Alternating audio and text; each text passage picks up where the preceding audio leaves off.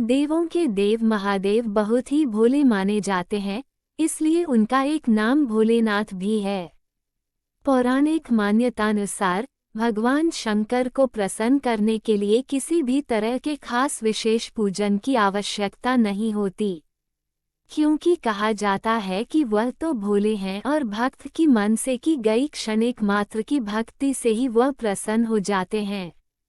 अगर आप भी शिव की भक्ति और कृपा पाने के लिए सावन के सोमवार का व्रत करते हैं तो इस कथा से भोलेनाथ को प्रसन्न कर सकते हैं। एक बार किसी एक नगर में एक साहूकार था। उसके घर में धन की कोई कमी नहीं थी, लेकिन कोई संतान न होने के कारण वह बहुत दुखी था। संतान प्राप्ति के लिए वह हर सोमवार को व्रत रखता था और पूरी श्रद्धा के साथ शिव मंदिर जाकर भगवान शिव और माता पार्वती की पूजा करता था।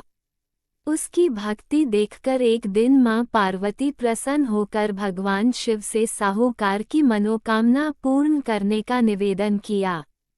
पार्वती जी के आग्रह पर भगवान शिव ने कहा कि हे पार्वती, इस संसार में हर प्राणी को उसके कर्मों का फल मिलता है और जिसके भाग्य में जो हो उसे भोगना ही पड़ता है। लेकिन पार्वती जी ने साहूकार की भक्ति देखकर उसकी मनोकामना पूर्ण करने की इच्छा व्यक्त की।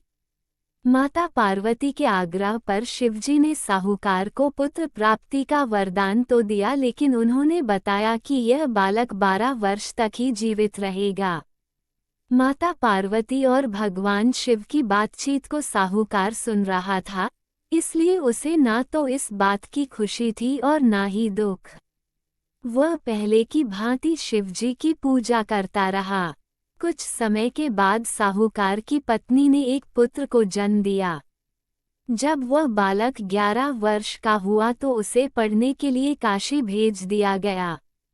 साहूकार ने पुत्र के मामा को बुलाकर उसे बहुत सारा धन देते हुए कहा कि तुम इस बालक को काशी विद्या प्राप्ति के लिए ले जाओ। तुम लोग रास्ते में यज्ञ कराते जाना और ब्राह्मणों को भोजन दक्षिणा देते हुए जाना। दोनों मामा भांजे इसी तरह यज्ञ कराते और ब्राह्मणों को दान दक्षिणा देते काशी नगरी निकल पड़े। इस दौरान रात में एक नगर पड़ा जहां नगर के राजा की कन्या का विवाह था, लेकिन जिस राजकुमार से उसका विवाह होने वाला था वह एक आंख से काना था। राजकुमार के पिता ने अपने पुत्र के काना होने की बात को छुपाने के लिए सोचा क्यों न उसने साहूकार के पुत्र को दूल्हा बनाकर राजकुमारी से विवाह करा दूं। विवाह के बाद इसको धन देकर विदा कर दूंगा और राजकुमारी को अपने नगर ले जाऊंगा। लड़के को दूल्हे के वस्त्र पहनाकर राजकुमारी से विवाह करा दिया गया। साहूकार का पुत्र ईमानदार था।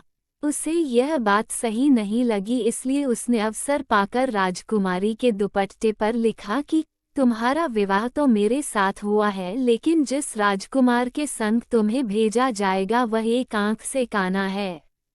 मैं तो काशी पढ़ने जा रहा हूँ।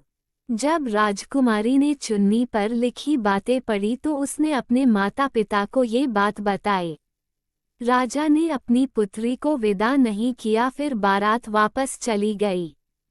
दूसरी ओर साहूकार का लड़का और उसका मामा काशी पहुंचे और वहां जाकर उन्होंने यज्ञ किया। जिस दिन लड़का 12 साल का हुआ उस दिन भी यज्ञ का आयोजन था। लड़के ने अपने मामा से कहा कि मेरी तबीयत कुछ ठीक नहीं है। मामा ने कहा कि तुम अंदर जाकर आराम कर लो। शिवजी के वरदानुसार कुछ ही देर में उस बालक के प्राण निकल गए। मृत भांजे को देख उसके मामा ने विलाप करना शुरू किया। संयोगवश उसी समय शिवजी और माता पार्वती उधर से जा रहे थे। पार्वती माता ने भोलेनाथ से कहा, स्वामी, मुझे इसके रोने के स्वर सहन नहीं हो रहा, आप इस व्यक्ति के कष्ट को अवश्य दूर करें। जब शिवजी मृत बालक के समीप गए तो वह बोले कि यह उसी साहूकार का पुत्र है जिसे मैंने 12 वर्ष की आयु का वरदान दिया था। अब इसकी आयु पूरी हो चुकी है। लेकिन मातृभाव से विभोर माता पार्वती ने कहा कि हे महादेव, आप इस बालक को और आयु देने की कृपा करें, अन्यथा इसके वियोग में इसके माता पिता भी तड़प तड़प कर मर जाएंगे। माता पार्वती के पुनः आग्रह पर भगवान शिव ने उस लड़के को जीवित होने का वरदान दिया। शिवजी की कृपा से वह लड़का जीवित हो गया। शिक्षा पूरी करके लड़का मामा के साथ अपने नगर की ओर वापस चल दिया। दोनों चलते हुए उसी नगर में पहुँचे जहाँ उसका विवाह हुआ था। उस नगर में भी उन्होंने यज्ञ का आयोजन किया।